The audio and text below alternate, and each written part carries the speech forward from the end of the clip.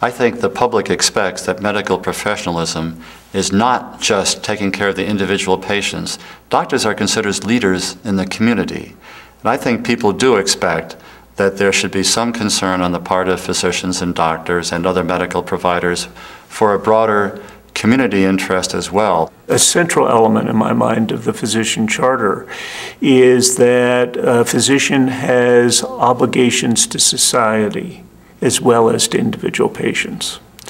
And those obligations to society are basically to make the best possible use of society's scarce resources to achieve the best possible outcomes and a just distribution of resources. So we've got these twin responsibilities now under the charter for physicians. And frankly, there's some tension, can be some tension between the two. I work at an institution that has far more patients than we can take care of. We have hospitals around us on the south side of Chicago that have closed, and that means that patients utilize our emergency room in bigger and bigger numbers than they have ever utilized our emergency room before, and we simply do not have enough beds in our emergency room or beds in our hospital to take care of all of those patients. And so we have a new relationship with a series of community hospitals in our neighborhood where our patients are able to receive lower cost care when they have more routine illnesses that can be effectively treated in a lower cost environment rather than in our very high cost environment that is more suited to take care of the patients who need a very quaternary kind of care, the liver transplant or the bone marrow transplant, etc. So in trying to make the decisions on a daily basis of providing the very best care for our patient, it involves where that care might take place.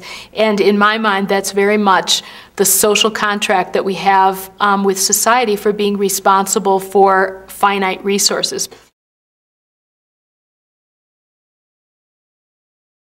Often, it seems like the right thing to do is, well, more is better.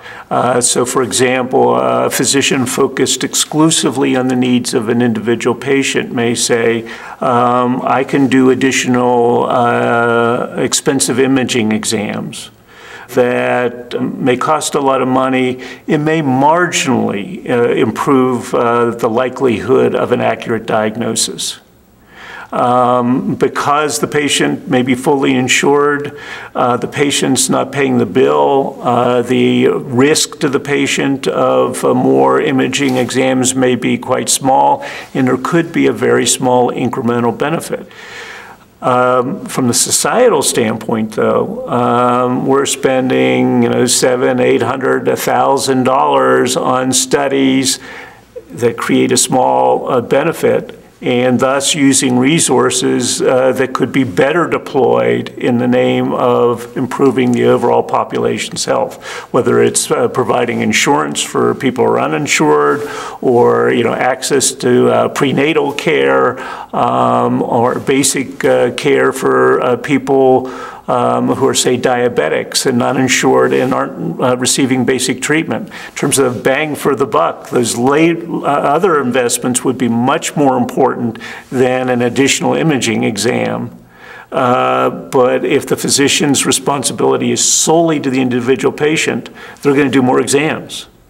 And we need to first to get physicians to accept that they have a twin responsibility to the patient and society, and then support them in trying to balance and achieve those twin objectives.